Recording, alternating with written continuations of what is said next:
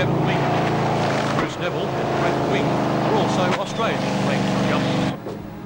Number 5 in the world ranks of trick skiing is Jack Ellison, but he'll be pushed by local former world champion Bruce Coburn. The slalom is the other discipline required by competitors, where speed and timing are critical. In the women's division, Australia's junior champion Judy Shasser from Shortland is again expected to perform well, along with another of the state's top skiers, Sydney's Lynn Neville. This weekend, Zone 2 titles lead up to the selection of the New South Wales team to contest the Nationals in Perth at Easter. That's how they do it in America.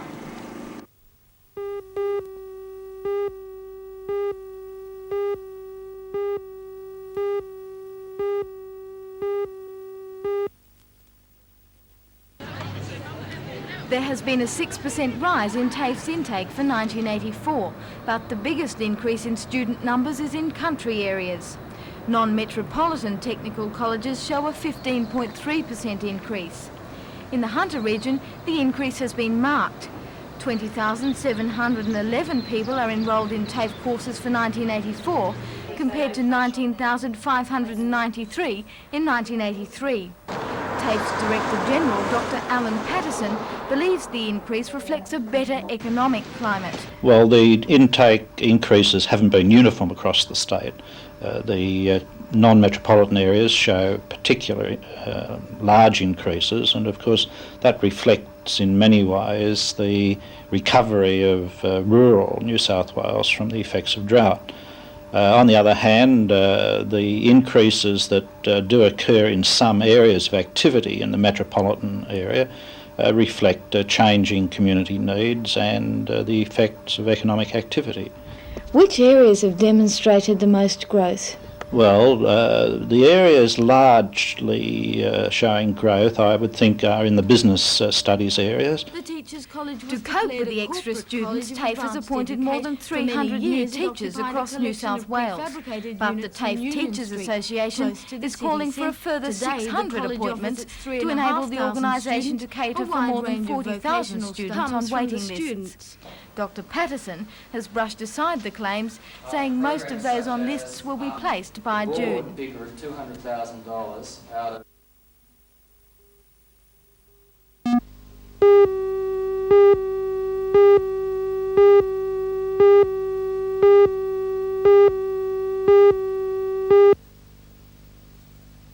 Over the past 3 weekends, 20 Indian cricket teams have battled to reach the final of the Tooheys Cup, a competition that's been staged to raise funds for the Smith family. For those not familiar with Indian cricket, the game is played by 8 a side, with each team bowling 16 overs. To give everyone a chance at an even number of swings, even if they don't connect, each pair of batsmen face up to 4 overs. If you're bowled or caught to get it out, the team has 5 runs deducted. The ball might be lighter than the real game and the boundaries closer, but last night's final was played with all the intensity of the World Series, and no wonder first prize was $1,000. Victors Lambton New Lambton, who beat Joyce's Jeans team convincingly, 125 to 12.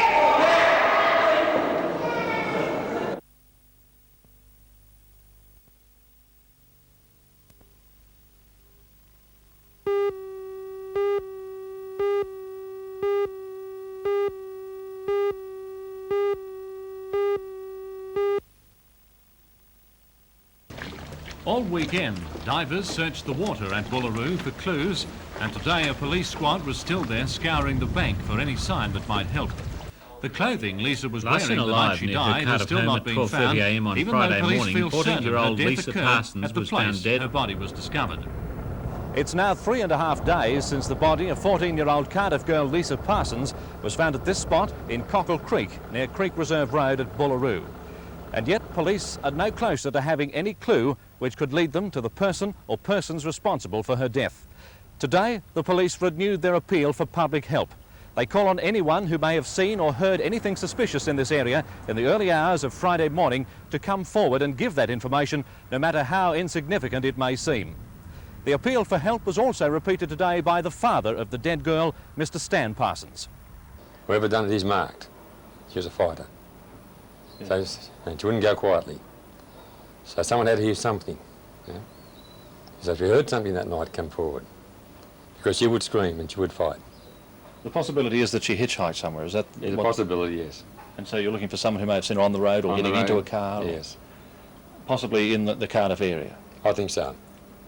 It must be pretty close by the time factor. It's in this area somewhere. And that's it.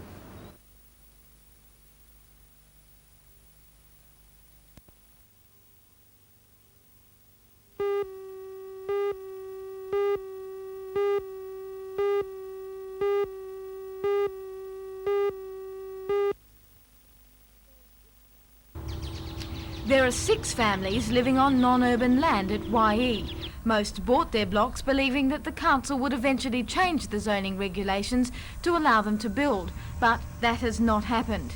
Instead, a council committee has recommended that the families be evicted and that their land be rezoned open space. The residents are angry, but some, like the Williamsons, are worried as well. Home to Wayne and Dee Williamson and their 3 school-aged children is this caravan and annex. The family lives on unemployment benefits of $150 a week, and paying rent, they say, is out of the question. That we have nowhere else to go, we have no money to rent, and that this is it, you know. It's not much, but it's home to us.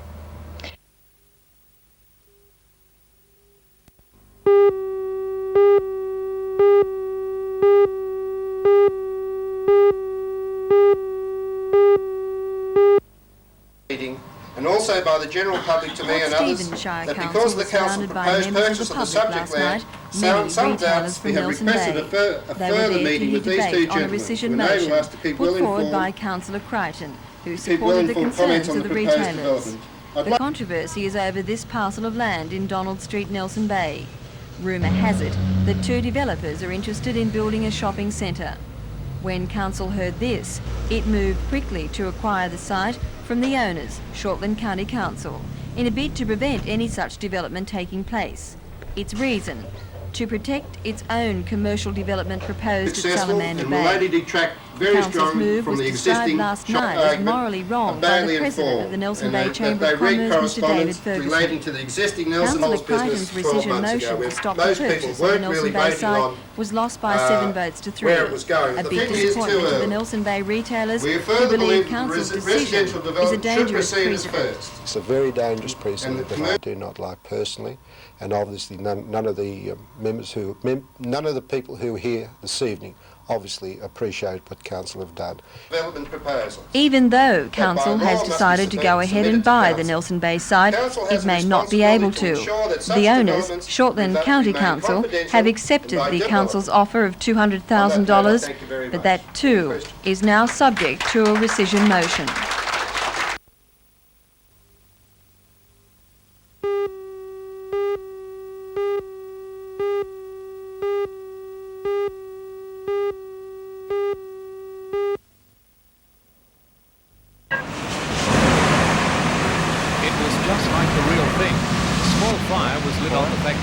Setting off the alarms. Automatically, the ceiling-mounted foam generators started to work. The factory floor was soon covered, and in just a few minutes, the construction bay was full. The foam is mixed with water and pushed through mesh gates. It expands to fill every available space, seeking out any potential fire hazard. It's not the foam which puts out the fire hazard, it's the steam that's formed when the bubbles hit the flames. This morning, the huge factory was filled 3 metres deep. The system can potentially run for 20 minutes and completely fill the building. The fire alarm is activated. Power and light cost the company $750,000. Why is there such an expense? It's mainly been adapted for the mine hunter boats being built here, being built out of fiberglass, being a very volatile system. That's the main reason it's been adapted for the building. There is a sprinkler system set up too for fires and other places in the buildings, but mainly the foam is purely for the boats, being fiberglass. It's a spectacular test. How much does it cost just to test the equipment? The cost is approximately about $15,000 for the test today. But it's good to know it works. It certainly is good to know it works, yes. Work will start on the first 2 Navy minesweepers in the next few weeks, but will take until next year to complete. Ramsey Fiberglass, a division of Carrington Slipways, is confident the boats will be a success and that they will win the contract for 6 more. They'd want to be. The expansion at the Tomago site has so far cost them a cool $12 million.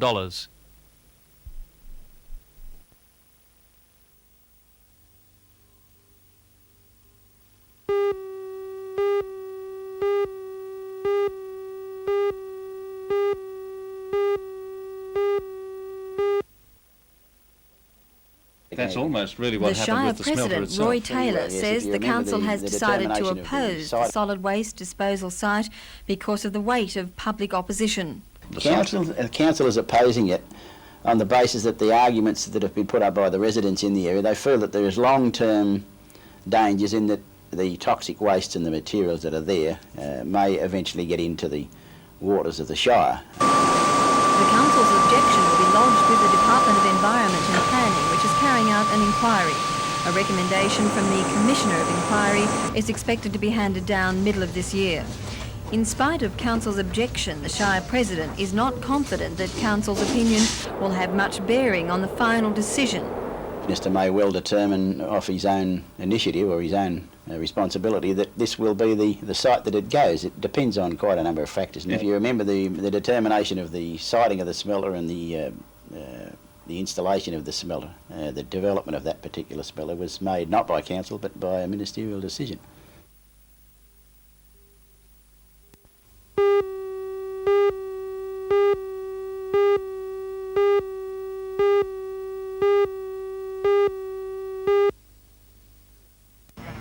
It was the first training session for the 20-man squad from which the Newcastle rep team to play Parramatta will be chosen. The training run began slowly, but coach Terry Panowitz will obviously have to work his players hard to come up with the kind of form they'll need to top the mighty Eels. But Terry says he's confident he has the squad with the potential to make a top team, even a team that could be competitive in the Sydney competition. There is a job ahead of us, but I'm looking forward to it, and the players are certainly looking forward to it. We've got the experience of a couple of players from Sydney who've come back, and the big thing about them is they're still very, very young, 23, 24-year-old. And we've got some newcomers in, like young Steve Lippiott from South, who really went well here last year, young Greg Egar from Norths, and certainly with the experience and the youth, I think we can come up with a very good side. Do you think that side might show that you could have a Newcastle team in the Sydney competition and be competitive? I think that they'll be very competitive and probably show, yes, they can go into the Sydney competition. As we say, we're playing probably the best side in the world in Parramatta. But just the same, Parramatta got beat a few games last year.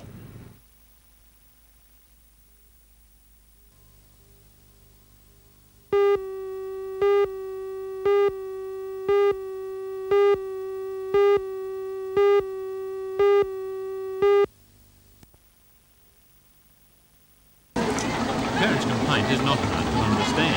These same children were travelling by private car. By law, they'd be wearing seatbelts. Belts might not be practical on a bus, but for 20 or more children who frequently have to stand for a 90-minute trip while the bus travels at 80 kilometres an hour at a busy highway, certainly seems a contradiction to the government's claim to promote road safety.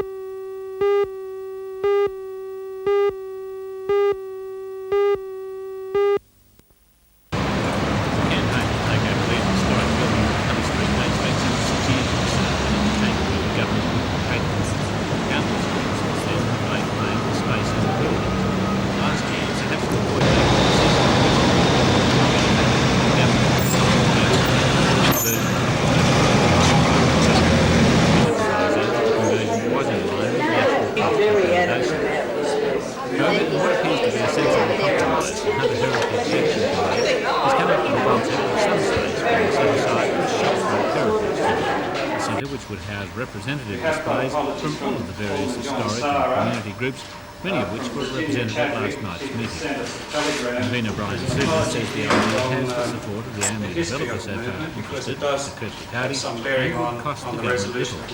What we want to do is to ensure that the government, in considering tenders, allow space for this heritage centre. Now that means that they're going to get less return on rental, but it means on the other hand that they're going to satisfy the community. And our concept of a heritage centre is that it's for all the heritage groups in Newcastle, not just one or any sort of one who's got the loudest voice, but for all the heritage groups and conservation groups in the Hunter region. They will have a shop front here.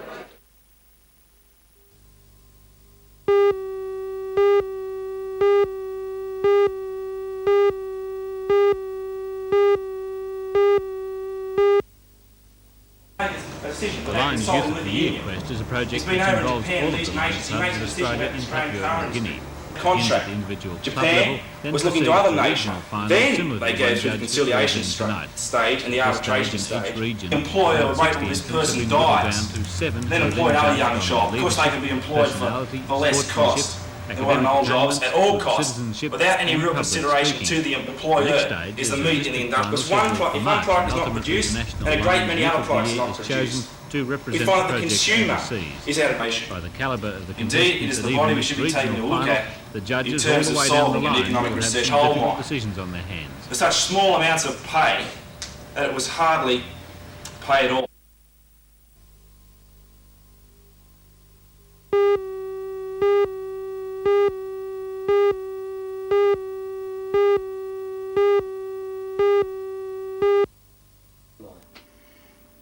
With the rather antisocial videotape being the main form of entertainment these days, it's heartening to see Newcastle Theatre in such a healthy state, and in fact 1984 looks like being a bumper year. There are about a dozen groups and organisations in Newcastle presenting at least one show, and often more, each year, and these include the University and CAE, amateur groups, professionals, and theatre for adults and for children.